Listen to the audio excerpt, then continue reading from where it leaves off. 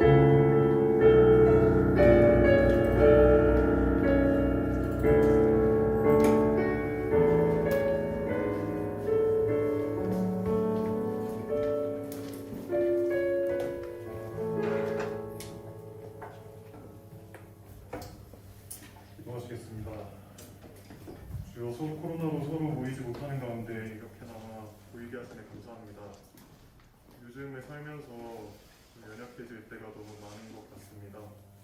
무너지고 또 무너지고 일어서려 하면 다시 넘어집니다. 하지만 주님, 우리의 약함이 우리의 자랑이 됨을 고백합니다. 우리는 약하지만 강하신 주님이 함께 하심을 믿습니다. 가장 약해 있을 때 온전히 주님의 영광만 드러날 수 있도록 일하실 것을 믿습니다. 아무것도 아닌 우리에게, 연약한 투성이인 우리에게 주님의 놀라우신 사랑의 능력이 나타날 수 있다는 사실에 감격으로 나아갑니다. 그 은혜로 말미암아 살아가게 하옵소서. 오늘도 저희가 말씀을 듣습니다. 말씀을 들을 때 저희의 듣는 귀가 열리게 하시고, 말씀을 주시는 목사님도 성령 충만함을 입으셔서 저희에게 말씀 전할 수 있도록 도와주옵소서. 예수님의 이름으로 기도드립니다. 아멘.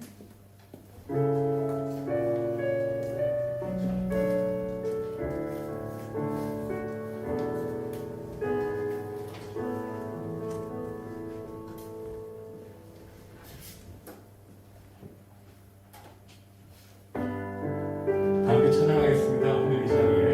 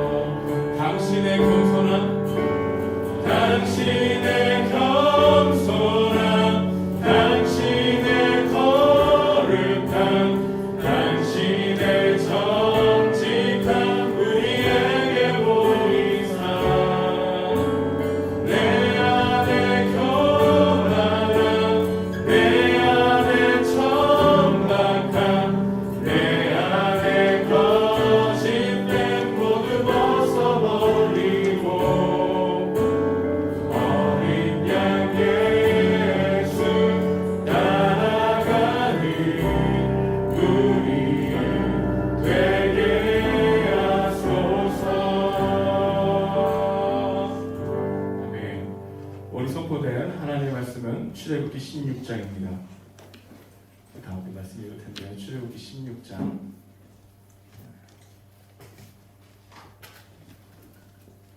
16절부터 교독하겠습니다. 16절부터 우리 18절까지인데요. 제가 한 절, 여러분이 한 절, 우리 함께 합독으로 18절 읽겠습니다. 하나님 말씀 받들어 읽겠습니다. 여호와께서 이같이 명령하시기를 너희 각 사람은 먹을 만큼만 이것을 거둘지니 곧 너희 사람 수요대로 한 사람의 한 오멜씩 거두되 각 사람이 그의 장막에 있는 자들을 위하여 거둘지니라 하셨느니라. 이스라엘 자손이 그같이 하였더니 그 거둔 것이 많기도 하고 적기도 하다. 다시 읽겠습니다. 시작. 오멜로 되어 본즉 많이 거둔 자도 나중에 없고 적게 거둔 자도 부족함이 없이 각 사람은 먹을 만큼만 거두었더라. 아멘. 오늘은 좀 특별한 시간을 가지려고 합니다. 오늘 설교는 우리 서울 SFC 대표 강사이시기도 하면서 성교회 우리 대학 청년부를 담당하고 계시는 이현준 목사님을 초청했습니다. 우리가 그 2시 예배 우리 외부에 있는 목사님 오신 적은 거의 처음인 것 같은데 그만큼 목사님이 좀 좋아하고 그 메시지를 사랑하는 목사님이십니다. 우리 이현준 목사님이 여러분들에게 말씀을 전해 주실 때 우리가 듣는 마음, 정말 마음을 활짝 열고 하나님 말씀 받는 은혜가 있길 소망합니다. 우리 앞으로 나오실 때 한번 박수 하실까요?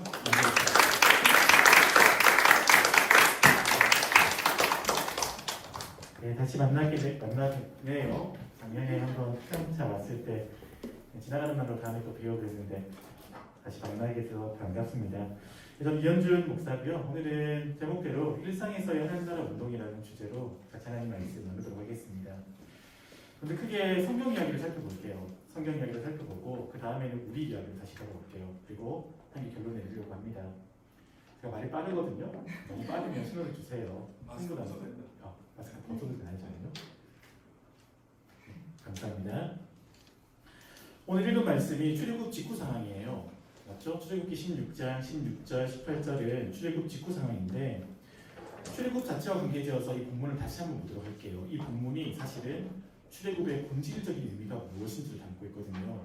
출애굽 아는 것처럼 위치도 나와 있죠. 이집트 대축 어딘지 아시겠죠? 저 밑에 삼각형 모양 그려져 있지 않습니까? 저 이집트예요. 그 다음에 구약 성경의 배경이 되는 가나안. 예, 제가 한 번만 왔다 갔다 해볼게요. 여기가 이집트고요. 여기가 가나안이에요. 이걸 염두에 두고 이제 들으시면 됩니다. 문제는 뭐냐면 출애굽을 우리는 구원이라고 말하지 않습니까? 이집트에서 가나안 간 것을 구원이라고 불러요. 출애굽 사건은 우리가 받은 구원이 무엇인지도 아주 상징적으로 현실적으로 보여주는 구체적인 설례입니다. 그래요. 이집트를 떠나 가나안으로 가는 것이 구원이에요. 이렇게만 말씀드리면 가나안은 이집트보다 훨씬 더 살기 좋은 땅, 가나안이 이집트보다 훨씬 더 좋은 곳이라고 생각할 수 있지 않습니까? 근데 이제 제가 한 5분 정도 동안 말씀드리겠지만 진실은 정반대예요. 왜냐하면 사실은 이집트가 사람 살기 훨씬 좋은 땅이에요.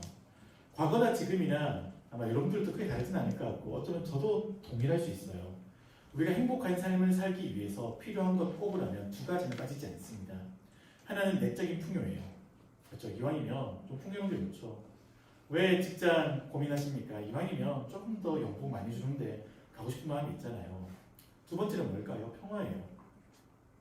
풍요와 평화는 과거나 지금이나 장소를 가리지 않고 행복한 삶을 꿈꾸는 사람들이 기본적으로 가졌으면 하는 바람이에요. 이걸 여러분의 언어로 빌리자면 이왕이면 연봉 더 많이 주는데 그 연봉을 언제까지 주는 거죠?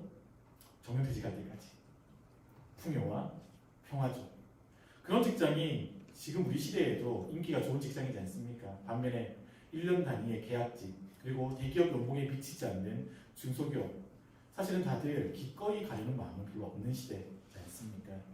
이런 관점에서 보면 이집트는요 정말 풍요롭고 정말 평화로운 땅이에요. 왜냐? 여러분 밀농사 지을 때는 규칙이 있습니다. 벼농사는 그렇지 않아요. 벼농사는 해마다 지어도 지력이 손상되지 않지만 밀농사는 그 농경지에다가 해마다 밀농사를 지으면 땅이 이렇게 지력이 다합니다. 요즘에야 화학 비료가 잘 나오니까 할 수 있지만 고대 사회에서 그렇게 못했거든요. 그래서 중세 유럽 사람 같은 경우는 농경지를 세 부분 나누어서 3분의 1씩만 밀농사를 지었어요. 차라리 한 해의 수입은 좀 줄어들더라도 계산이 되게 살겠다는 얘기였거든요. 근데 이집트는 달랐어요. 이집트는 여러분 상식적으로 다 아시는 것처럼 나일강이 있잖아요. 나일강이 1년에 한 번씩 주기적으로 범람하면서 천연 비료를 다 하게 되는 거예요. 그래서 이집트는 모든 농경지에 다 농사를 지을 수 있었어요. 그러니까 한 해 농사 지으면 최소 2년치, 3년치 먹거리가 나오는 땅이에요. 이게 이집트입니다. 한 해 농사 지으면 2년치, 3년치 먹거리가 나오는 땅, 정말 풍요로운 땅이죠. 이걸 요즘 여러분의 언어로 빌리자면 이런 거죠. 여러분 보통 요즘 대기업 초봉 어느 정도 잡죠? 거의 4천 이상은 잡죠. 대기업 초봉을 갈 때 보통 요즘 4천대로 시작하거든요. 한 해 일하면 연봉이 최소 얼마 정도인 겁니까? 한 해 일하면 연봉이 최소 1억인 거예요. 초봉입니다. 최소 1억 주는 땅이 이집트입니다. 그런데 풍요롭기만 하고 평화가 없으면 약탈당해요. 그게 중국이거든요. 중국 역사는 풍요로웠지만 평화가 보장되지 않아서 늘 전쟁을 겪었습니다.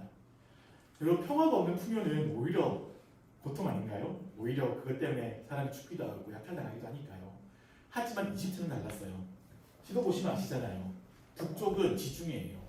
지금이야 유람선 타고 다니는 바다지만 과거에는 함부로 넘지 못하는 거친 바다였습니다. 나머지 3면은 다 뭔가요? 다 사막이에요. 여러분 사람이 음식은 못 먹어도 한 달은 살 수 있습니다. 물 안 먹고는 일주일 못 살아요. 누구든지 간에 이집트를 쳐들어오려면 사막 지나와야 됩니다.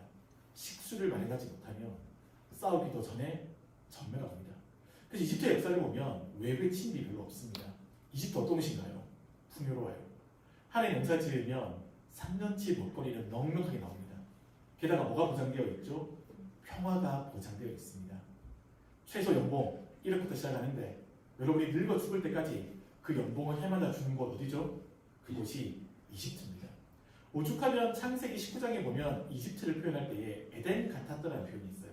애굽이 에덴 같았다는 표현이 있거든요. 여기가 얼마나 사람 살기 좋은 땅인지 모릅니다. 다른 지방자치단체의 인구는 줄어들어도 서울 인구는 계속 유지되고 있습니다. 왜 그렇죠? 저도 지방에서 태어났고 공부했었어요. 제 고향이 포항이거든요. 굳이 제가 대학을 서울까지 왜 왔겠습니까? 서울은 그 어디보다 풍요가 보장되는 곳이라 생각했었거든요.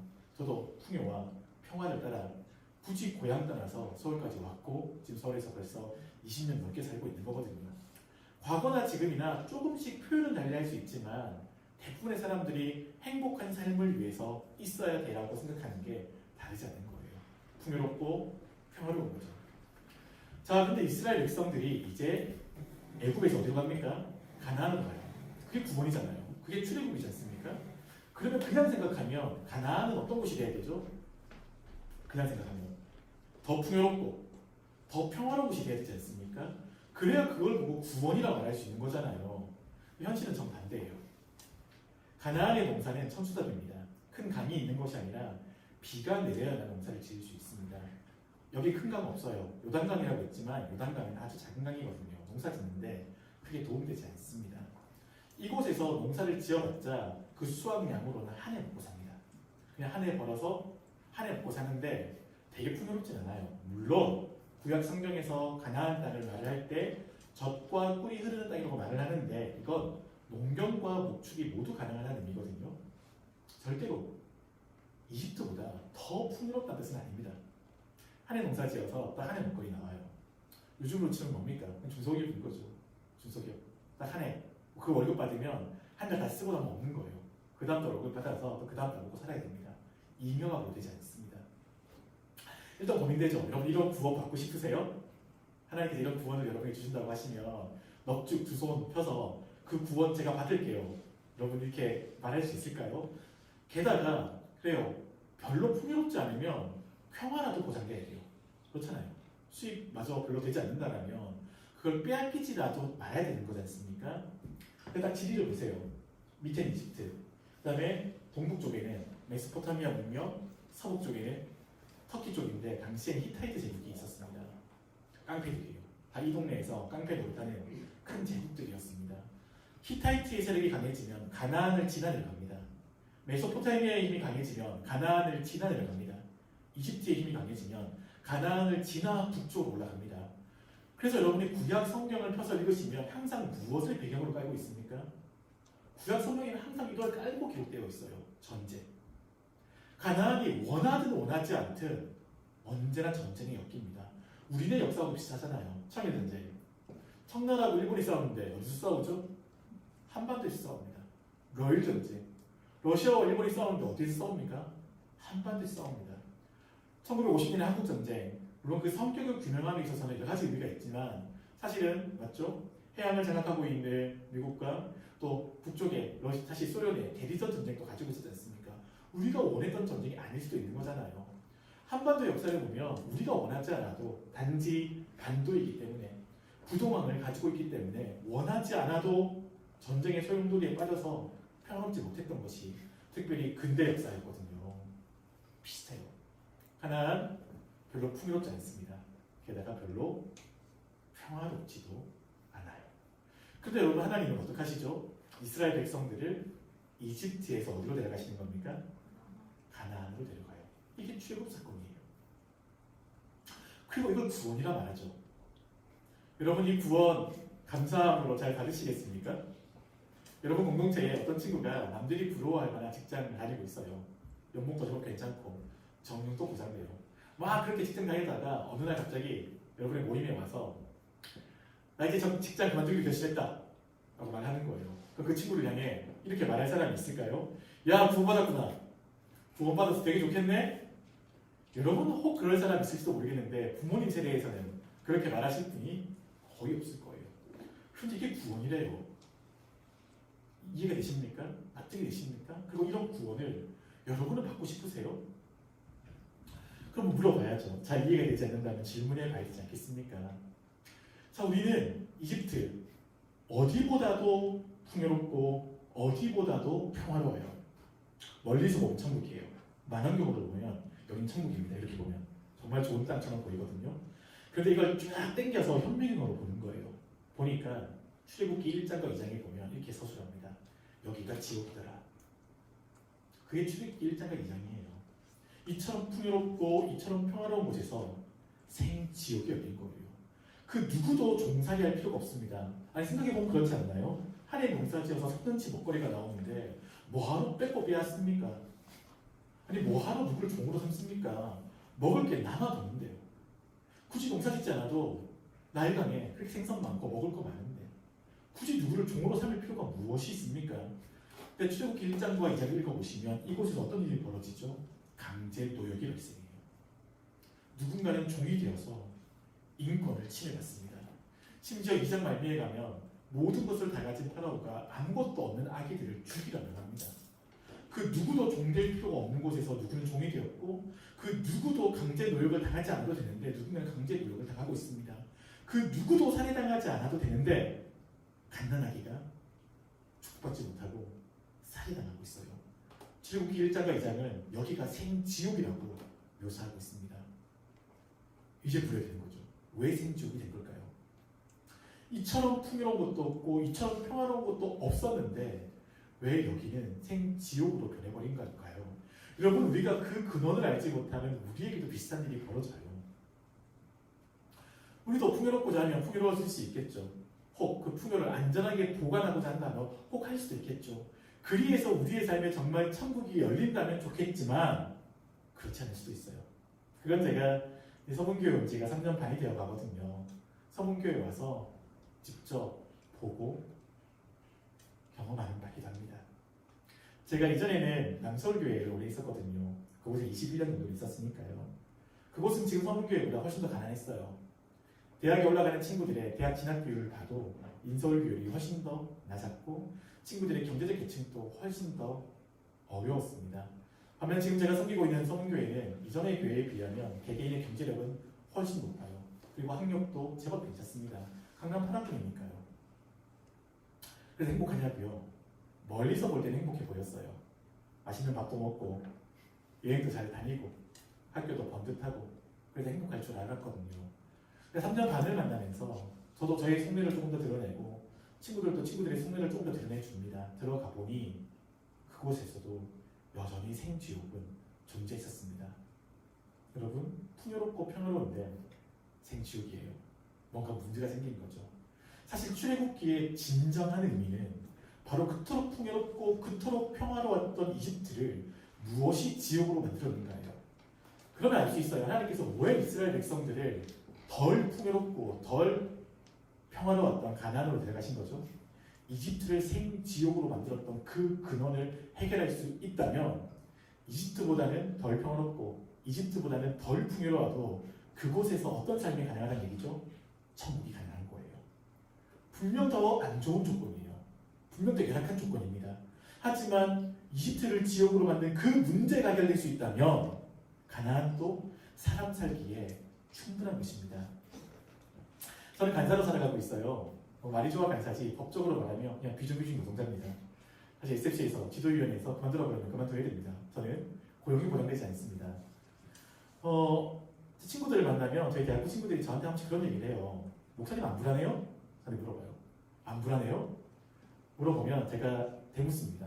네가 보기에 너와 나 사이에 누가 더 행복해 보이냐? 그렇게 물으면 10에 9명은 제가 더 행복해 보인다고 말합니다. 저는 친구들이 가진 풍요는 없습니다. 친구들이 가지고 있는 평화도 없어요. 그럼에도 불구하고 친구들이 가지고 있지 못한 천국을 제가 누리고 있다면 그게 가능한 거죠. 덜 풍요롭고 덜 평화롭지만 그곳에 무엇이 있다면 그곳은 애국보다 더 사람 살만한 곳이 될 수 있습니다. 무엇일까요? 그 이유를 찾아가 보려면 딱 하나만 압니다. 제가 오늘 일상의 주제잖아요. 일상의 주제예요. 여러분 사람의 일상에서 이제 일상의 가치와 의미에 대해서는 제가 이 성경 얘기를 다 마무리한 다음에 좀 더 하겠지만 미리 좀 얘기를 하겠습니다. 한 시대의 단면을 보여주는 게 일상입니다. 많은 사람들은 일상이 의미 없다 생각할지 모르겠지만 일상이야말로 한 인격과 한 시대를 보여주는 거울이에요. 가장 적나라하게. 여러분 일상 중에서도 가장 대표적인 일상은 뭘까요? 간단해요. 여러분이 하루에 적어도 3-4번씩 고민하는 거 먹는 거예요. 무엇을 먹을까? 무엇을 마실까? 하루에 최소 3-4번씩 고민하지 않습니까? 우리의 가장 기본적인 일상이에요. 무엇이 이집트를 지옥으로 만들었는지는 어렵지 않습니다. 그 일상을 보면 압니다. 내려주시겠어요? 2개 준비했으니까요. 이집트를 지옥으로 만든 거 간단합니다. 다른 거 아니에요. 먹는 거 보면 알아요. 이집트에서는 어떻게 먹었을까요? 남들보다 더 맛있는 걸 더 많이 먹고 싶은 거예요. 똑같이 먹는 건 의미가 없어요. 남들보다 맛있는 걸 더 많이 오래 먹어야 돼요. 별로 복잡한 거 아니잖아요. 한 끼의 먹거리를 대하는 그 태도 속에 이집트를 지옥으로 만드는 원인이 있습니다. 욕망이죠.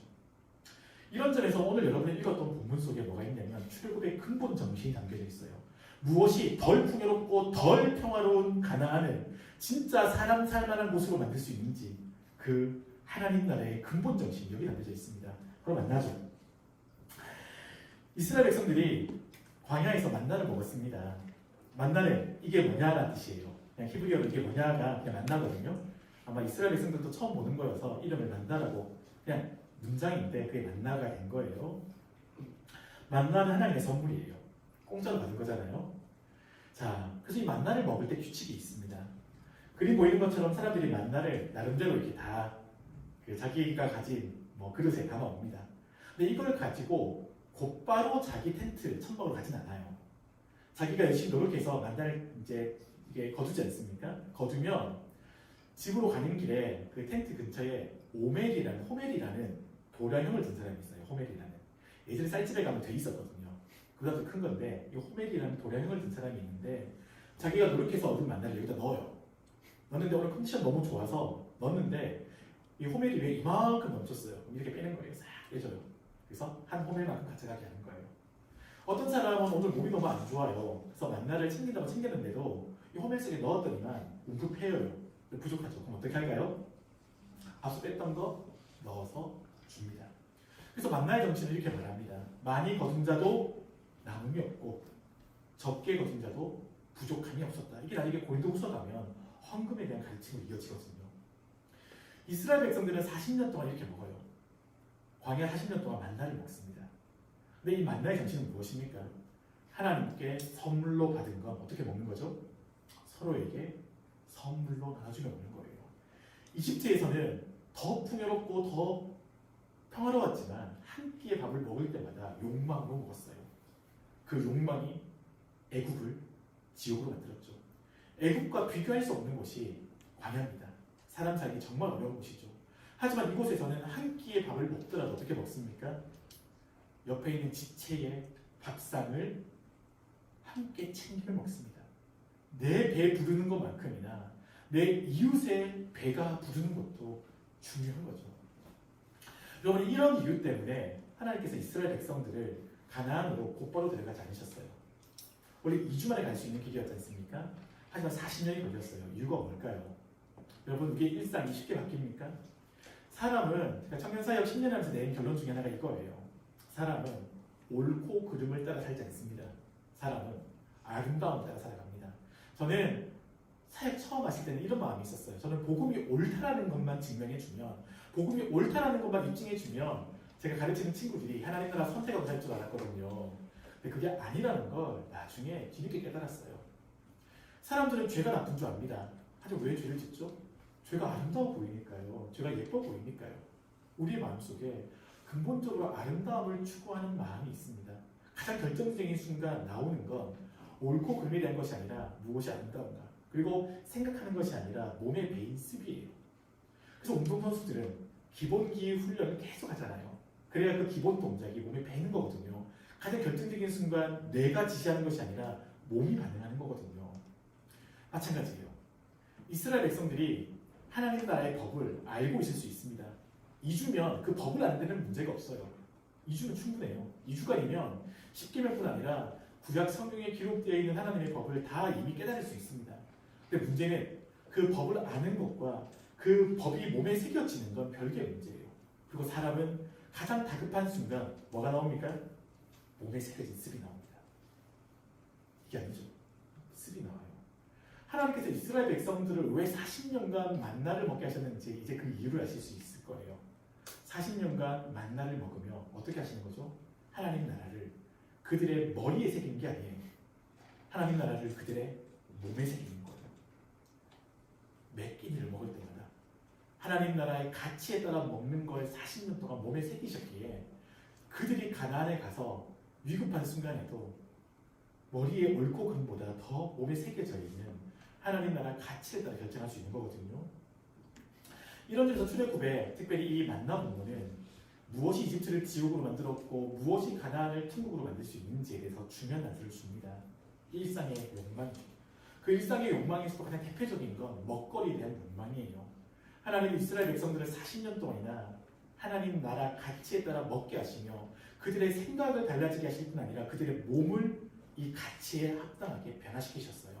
여기서 나오는 문제의식이 바로 뭐냐면 일상에 대한 문제예요. 자, 이제 성경 본문을 끝내고 우리 얘기를 해보십시다.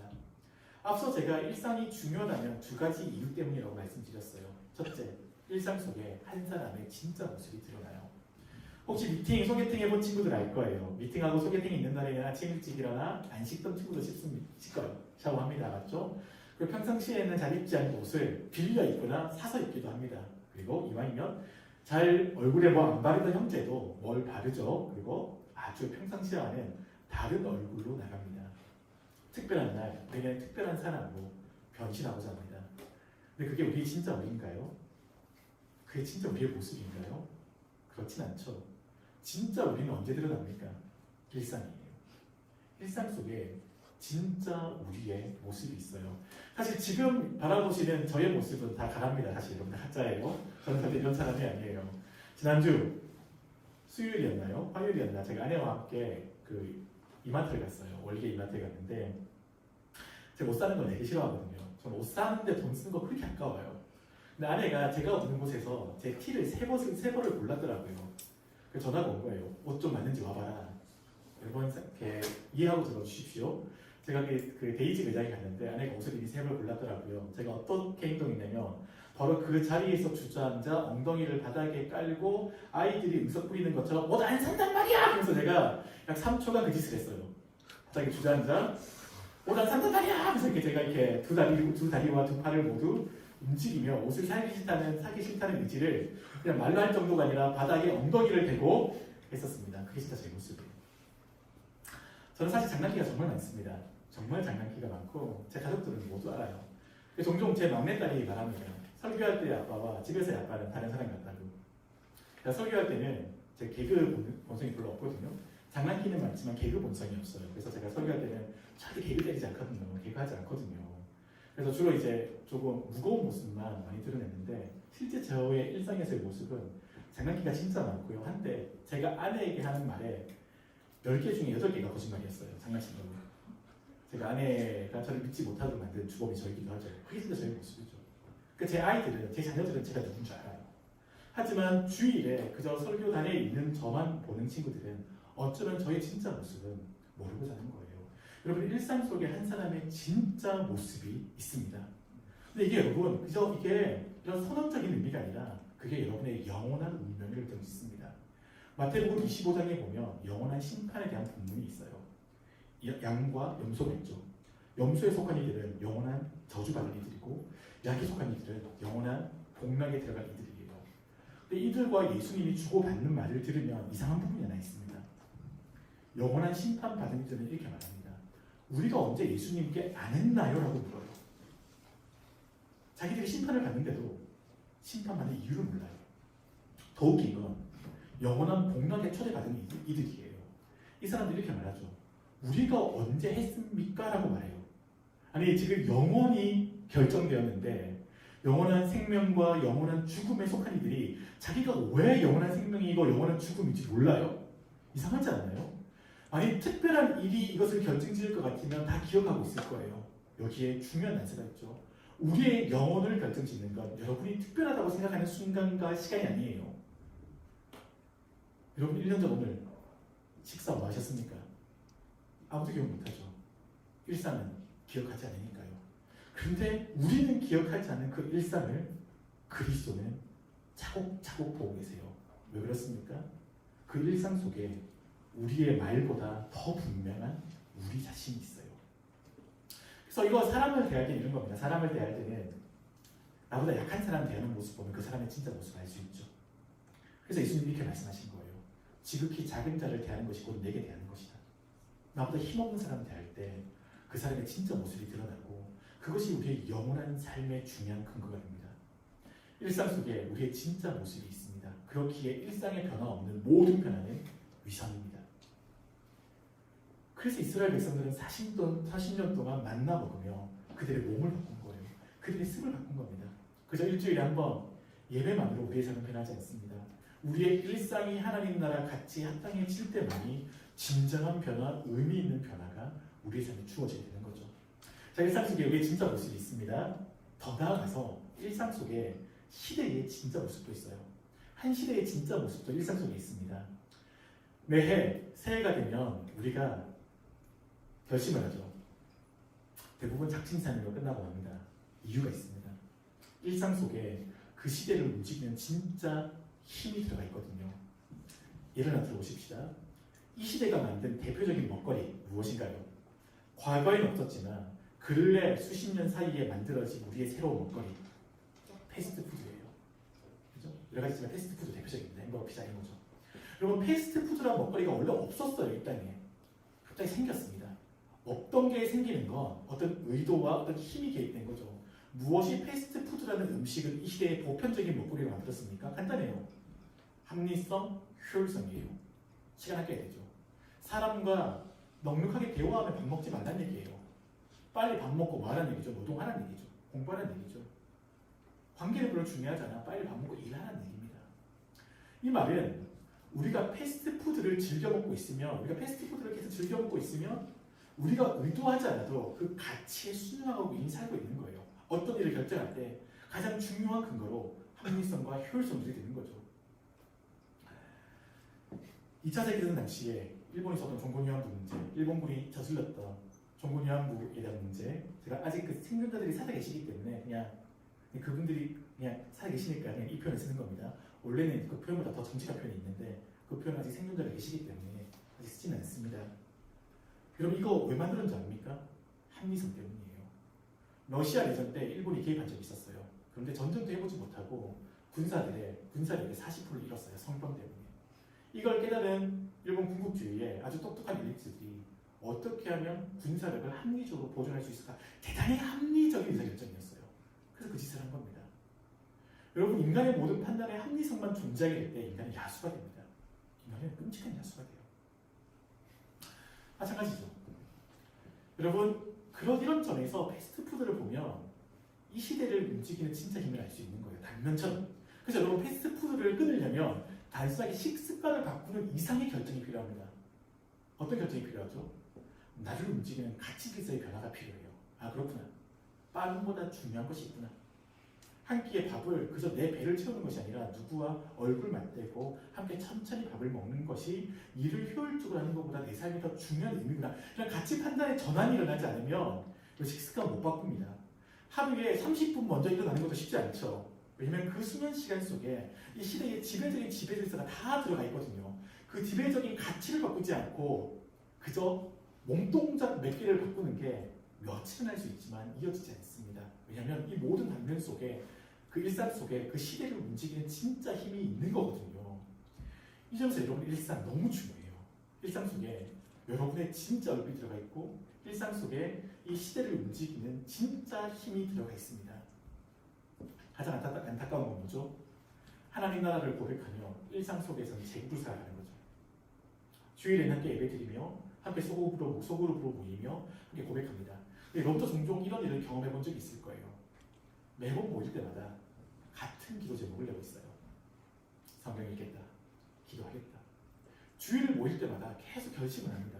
계속 고백도 나눕니다. 저는 그 순간은 진실하다 생각해요. 그 순간은 합당하다 생각해요. 거짓말 아니라고 생각해요. 진짜 진심이에요. 근데 문제는 뭐죠? 그 고백에 합당한 일상을 만들어 놓지 않은 채 살아가는 거예요. 그래서 천국을 고백하지만 제국을 살아가는 역설이 발생하는 거고 이런 경우 반드시 제국이 이깁니다. 우리의 입은 우리의 몸을 이기지 못합니다. 몸에 배어있는 습은 우리의 어떤 고백보다 무거울 수 있습니다. 이런 점에서 성경과 반대드린 이야기를 정리하고자 합니다. 진짜 구원은 무엇이었나요? 거대하고 거창한 게 아니었어요. 한 끼의 밥을 먹더라도 내 욕망에 따라 먹는 것이 아니라 하나님 나라 가치에 따라 먹는 거예요. 근데 제가 이 고백하면서 큰 실수를 저질렀어요. 제 가족이 즐겨가는 식당이 있거든요. 저희 집 근처에. 제가 어제 냉면이 너무 먹고 싶었어요. 가족들 냉면 먹으러 갔는데 이 냉면집에는 함정이 하나 있습니다. 꽃배기와 보통의 가격이 똑같아요. 그럼 뭐 시킬래요? 꽃배기 시키죠. 제가 어제 사실은 배가 약간 불러 있었거든요. 근데 꽃배기와 보통의 가격이 같다라는 걸 확인한 순간 저도 꽃배기를 시켰습니다. 배 좀 불렀는데 욕망이죠. 그렇게 먹었다가 제가 오늘 점심까지 밥을 못 먹고 있습니다. 욕망이에요. 저도 이 고백하지만 저도 순간순간 욕망에 거꾸러져서 맞죠? 그냥 정직하게 딱 보통 먹을 것만큼 시키고 보통 먹었으면 되는 건데 공짜로 준다니까 조금 더 먹으려고 욕심 부렸다가 소화도 안 되고 맞죠? 그리고 그렇게 쓰지 않았으면 더 유용하게 쓸 수 있었던 식자재들이 괜히 이제 저에게 오히려 부정적으로 쓰이고 말았으니까요. 쉽진 않습니다. 하지만 쉽지 않다고 해서 할 수 없는 건 아니에요. 이렇게 일상을 바꿀 수 있는 힘을 그리스도께서 우리에게 주셨습니다. 이걸로 마무리하고자 합니다. 무엇이 결정으로 만드는지 확인했고요. 그렇게 일상의 변화가 여러분 자신에게나 이 시대에서 하나님 나라 운동함에 있어서나 일상을 변화시키지 않는 운동 사실은 대단히 위선적이라는 얘기를 드렸고 이 일상을 바꿀 수 있는 근원적인 힘을 주님께서 우리에게 주셨습니다. 이건 제가 그냥 선언적으로만 하고 끝낼게요. 신약 성경 보시면 재밌는 표현이 있어요. 신자들은 그리스도를 먹는 사람이에요. 그렇죠? 그게 뭐죠? 성찬이잖아요. 신자들은 그리스도를 입는 사람이에요. 이게 뭡니까? 이게 의롭다함을 입는 거죠. 신자들은 그리스도 안에 거하는 사람들이에요. 이게 뭐죠? 그리스도와 연합이에요. 이거 생각하시면 되게 재밌지 않나요? 제국에서는 욕망에 따라 먹었어요. 제국에서는 욕망에 따라 옷 입었어요. 제국에서는 욕망에 따라 살았습니다. 구원은 뭔가요? 우리의 먹거리가 달라지는 거예요. 우리의 옷이 달라지는 거예요. 우리의 거주가 달라지는 거예요. 그 결정적인 분기점에 그리스도가 계시죠. 그리스도 말씀하시는 거예요. 나를 먹어라, 나를 입어라, 내 안에 거해라. 이것이 우리가 주의를 통해 경험하는 변화입니다. 예배를 통해 우리 그리스도를 먹습니다. 그리스도를 입어요. 그리스도 안에 거해요. 그러면 나머지 일상에서는 어떻죠? 우리가 먹은 대로 먹는 거예요. 한 끼 밥을 먹을 때 욕심이 아니라 다른 사람과 얼굴 맞지 않게 밥을 먹는 거죠. 한 벌의 옷을 입을 때 나를 드러내기 위해서가 아니라 함께 더불어 살기 위해서 옷을 입는 거죠. 하루를 자더라도 욕망에 따라 자는 것 아니라 함께 거주하기 위해 자는 거죠. 이처럼 그리스도께서 우리의 일상까지 영향을 미치는 거, 그 하나님 나라 운동이라고 말할 수 있습니다. 네, SFC 가사니까 SFC 얘기는 제가 1분만 딱 마무리하겠습니다. SFC는 제가 서울 지역에서 지금 책임가서 잘 가고 있습니다. SFC는 바로 그 운동하는 공동체입니다. 주일에만 얼굴 보면 그렇잖아요. 평일에 여러분의 일상인 캠퍼스에서 누가 같이 밥을 먹을 수 있죠? 합리성과 효율성을 따라 먹는 거 말고요. 누구와 함께 많이 거둔 자도 부족함이 없고 적게 거둔 자도 남음이 없는 이런 밥을 먹을 수 있겠습니까? 저는 SFC 간사로서 저희 운동원들에게 큰 거 요구하지 않습니다. 함께 밥을 먹을 때 같이 나눠 먹자. 한 벌에 옷을 입을 때 학교에서 매번 마주치잖아요. 올해 1학번들은 비대면 수업이어도 학교에 좀 이전보다 많이 오더라고요. 옷을 입을 때마다 나를 뽐내는 옷이 아니라 함께 서로를 지켜주는 옷을 입는 거죠. 어디에서 살 거냐? 일상의 거주 문제를 함께 고민하며 살아가는 것이거든요. SFC는 다른 공동체가 아닙니다. 이처럼 일상에서 하나님 나라 운동하는 공동체로서 제가 간사로 부름받아 생각하고 있습니다. 여러분의 일상에도 그리스도를 먹으셨다면 함께 나눠 먹는 밥이 있었으면 좋겠습니다. 그리스도를 입으셨다면 그리스도와 함께 옷을 입는 벗들이 있었으면 좋겠습니다. 그리스도 안에 거하신다면 그리스도와 함께 거하는 벗들이 있었으면 좋겠습니다. 그 일상의 변화를 통해 우리가 진짜로 비록 덜 풍요롭고 덜 평화롭더라도 되게 장담할 수 있습니다. 거기에 천국 충분히 있습니다. 충분히 행복할 수 있습니다.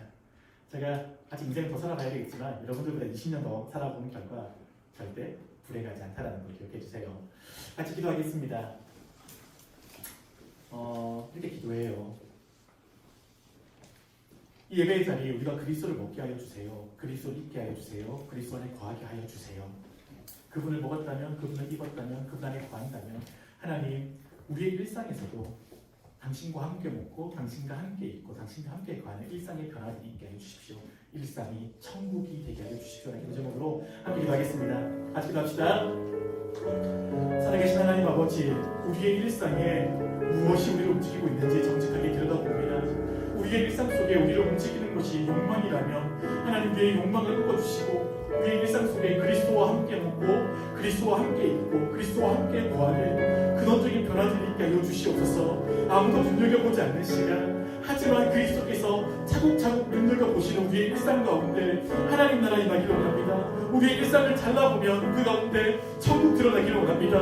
하나님, 매일 먹는 우리의 먹거리와 매일 입는 우리의 의복과 매일 누리는 우리의 거주 가운데 하나님 나라를 담을 수 있도록, 비록 세상이 추구하는 더 평화롭고 더 풍요로운 것일지언정 그보다 못한 상황일지는 모르겠지만 그 가운데서도 욕망에서 벗어나 천국 누리는 삶의 근원적인 변화들이 우리의 일상 속에 있기를 원합니다. 하나님, 우리를 불쌍히 여겨주시고 우리의 일상 가운데 놀라운 긍휼로 찾아와 주시옵소서.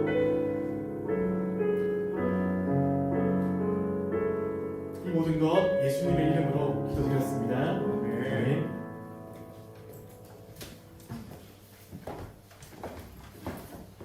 우리 찬양하시면서 헌금동을 하겠습니다. 내가 무엇을 가지고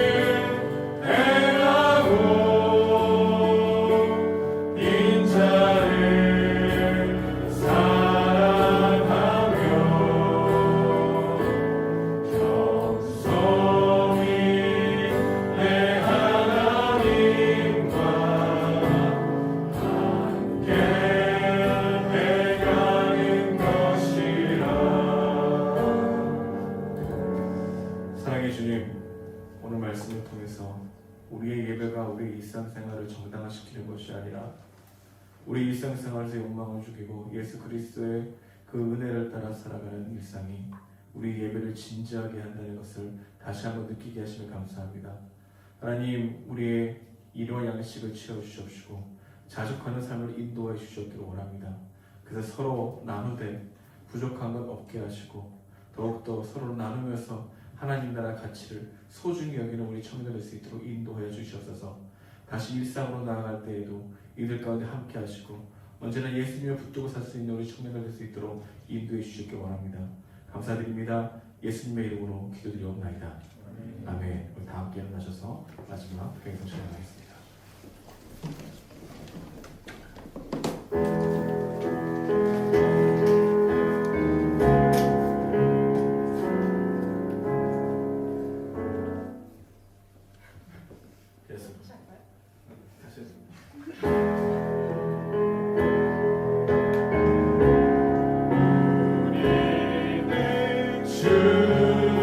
주의 백성이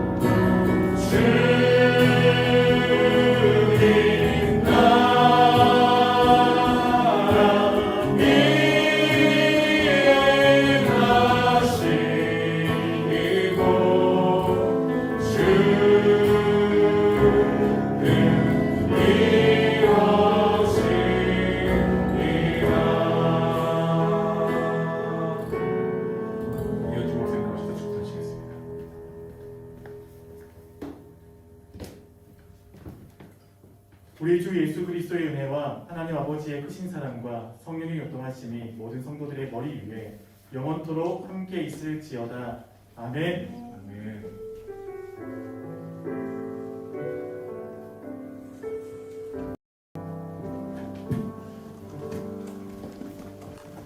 안녕하세요. 네, 오늘 청년 일부 예배 다시 한번 특강으로 함께해주신 이현재 목사님께 박수 한번 드릴까요? 감사하겠습니다. 예배 자리에 나오신 모든 여러분들 환영합니다. 처음 오신 분들은 목사님한테 연락해주시면 좋을 것 같아요. 여기 하단에 목사님 번호 있고요. 오늘 오프라인으로 오셨으면은 조교님께 가주시면 되겠습니다. 다음입니다. 예배 후 가족 모임 있는데요. 모두 즐거운 교제 되시고 영수증 회계한테 청구하시되 반드시 이름과 계좌번호 같은 항목들 적어서 모아서 주시고 예배 끝나시고 그 의자, 자기가 쓴 의자는 오른쪽에 같이 이렇게 끼워놔 주시면 감사할 것 같습니다. 그리고 여름에 그 뜻이 있잖아요. 여름이라는 뜻 안에 기말고사라는 뜻말이 있죠. 여러분 기말고사 시작하게 된 거 정말 진심으로 축하드리고요. 월요일부터 영동 도서관을 다시 개관하게 되었어요. 월요일 밤 8시부터 만날 건데 저희가 자발적으로 섬겨주실 사감 선생님을 구하고 있는데요. 저희들은 다 같이 하긴 할 건데 저희들 주영이를 쳐다보는 게 아니고 그냥 출석률이 가장 좋더라고요. 장난이고요. 혹시 저 사감해보고 싶습니다 하시는 분들은 박래원 39기 박래원 친구한테 연락 주시면 될 것 같습니다. 너무 빨리 끝나서 아쉬운데 어쩔 수 없지만 자, 다 같이 해볼까요? 다음 주에 만나요. 안녕.